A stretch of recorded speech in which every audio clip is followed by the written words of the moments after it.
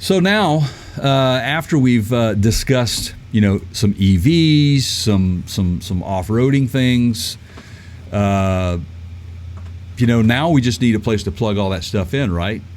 I gotta say, man, it's good to be back doing a full podcast. I'm feeling a little bit like Vince Neil right now.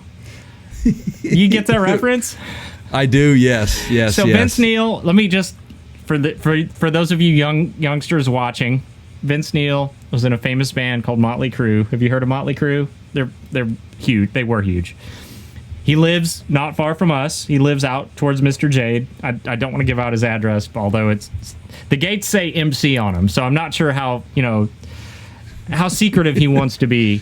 And he's been going back out on the road lately, and he's pretty out of shape, and he's out of tune, and he's had some struggles. And so my comparison here was, it's been a long time since we've done a long form show, and it's good to be back, man. But I'm like, my chops. So I'm like, I can tell I haven't played in the band in a while, right? Like, I'm doing things like yanking my headset out and flailing my arms around. Well, just to give our audience a little bit of underneath all of that, like you said earlier in the podcast, you've had some computer glitches going on, and you're at an undisclosed location with just terrible Wi-Fi capability.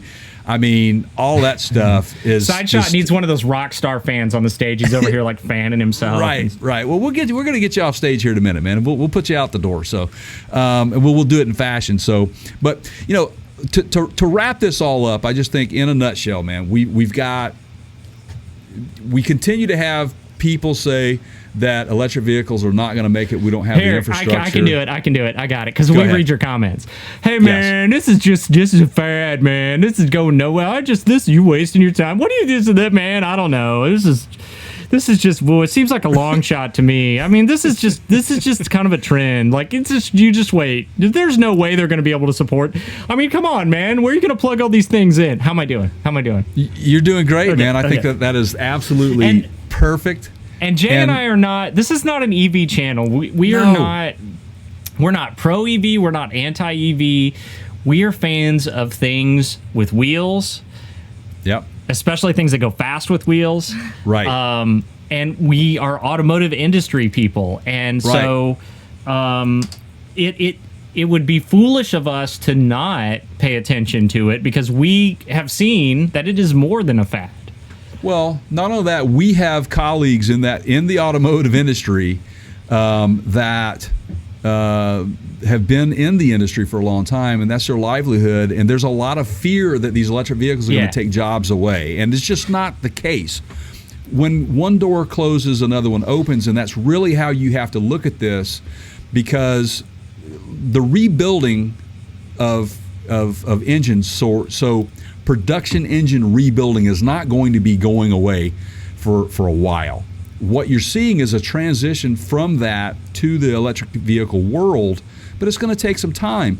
But through that process, you have companies like Ford that just invested nearly $12 billion into a battery factory and F-150 Lightning factory in Tennessee and Kentucky that is going to create 11,000 jobs, not take jobs away. What? Yeah. Right. So there you go, man. I mean, so it's. I think that you have to pay a little bit closer attention to it and be a little bit more open-minded in that regard. All these vehicles are going to they require brake pads, they require tires, they require technology that is already being made. Some of you may be working in some of those factories that are making components for these EVs already. And to be clear, we don't think we're done. Like, this whole lithium battery kind of situation, this is not where we're going to end up. We're in a transition state. This is Gen 1, if you will. Mm-hmm. We are moving towards something. Technology will continue to have... Moore's Law is going to have to be in play. We're going to have to continue to push the envelope.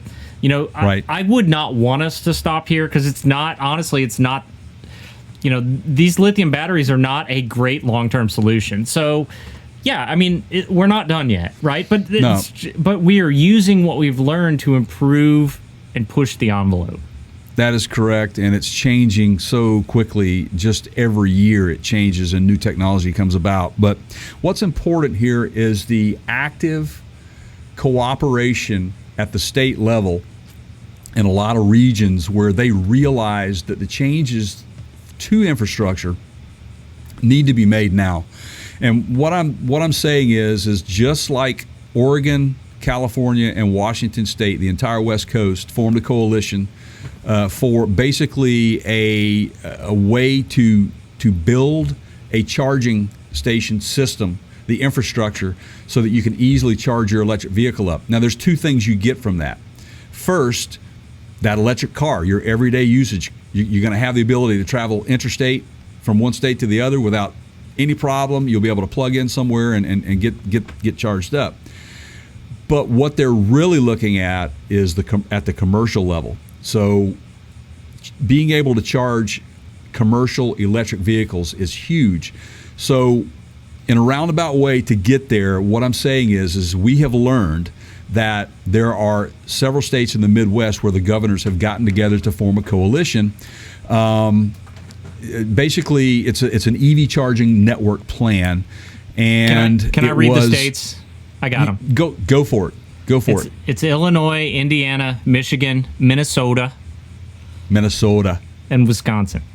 Okay, none of those places. I have a friend from Wisconsin, and he always used to correct me on that. He was like, "It's not Wisconsin, it's Wisconsin." Right. Okay. Now, here's the bigger picture to this, right? So, for you not to think that this is serious, these governors think that it's serious enough that Michigan and they didn't make that decision in a vacuum. They were compelled to do this. Yeah. By other factors, right? For a lot of reasons. Again, this pandemic has driven us to rethink some of the way we do some of the ways that we do things or have done things, and to move to a better service environment for the trucking industry, the freight line industry, and then also lowering emissions. Now, we got two things against us there. First and foremost, we got a shortage of help in the freight line industry. We had a pandemic. Now we've got log jams to where we can't get truck drivers in those trucks to get those things, any of the goods to you. And I think, Jay, and I can back this up. Okay, this is let me take half step back here for just a second. Okay. This might sound just a little bit political. It's really not. Just bear with me. It's all factual. It's good, but you might just for a second think I'm about to make a political statement here. So the states that got involved in this basically looked at the situation and said, I think they said, somebody's going to do this. If we don't act, somebody else will.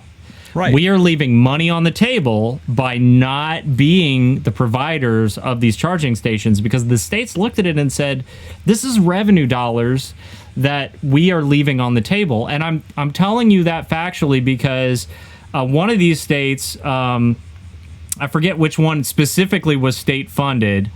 Did you see that, Jay? It said, it was Michigan.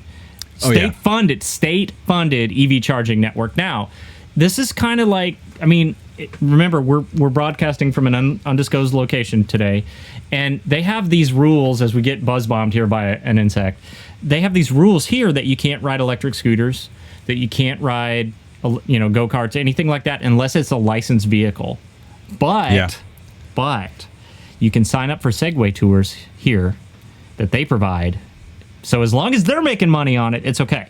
So I think this is kind of one of those things where they saw the opportunity and they said, people are going to need this. They're going to pay for it. Why shouldn't we be the ones to make that money, right? Absolutely. And even in a state, Michigan, where they have a franchise law where Tesla cannot be sold directly to a customer in that state, and I'm going to assume Rivian is going to be the same way. Those people have to go across state lines to buy and have their vehicle delivered. Yeah. Right. But in order to have revenue come into your state, you're going to have to allow people that own those types of vehicles to come into that state and be able to charge those things. But again, I think there's there's another directive behind this, and I think it's the commercial vehicle aspect of this, because again, those states are heavy in incoming freight and outgoing freight. And there's more money in charging a commercial vehicle in theory because it takes more to charge it, right? Absolutely. So more kilowatt hours, I guess. Right. So it'll be interesting to see where this goes and how long it takes the rest of the country to get on board with all that. I think, again, and we'll come back and revisit this. Keith, let's mark this. Let's put this in our time capsule like we always like to do. And that is in I hate to say I told you so. What do you want to do? 5 year in 5 years. Okay. Yeah. In 5 Easy. years, we're gonna, and maybe even sooner, but I think in 5 years you're going to see every single state in this country have some sort of EV charging network in place in their state. I think that it's going to happen. That's just my opinion. You heard it. You heard it here first, everybody. Yeah. So anyway, yeah, let's have more EVs, man. They're coming. And as long as they're here, I'm going to report on them. We're going to report on them. SideShot's going to keep bringing us in.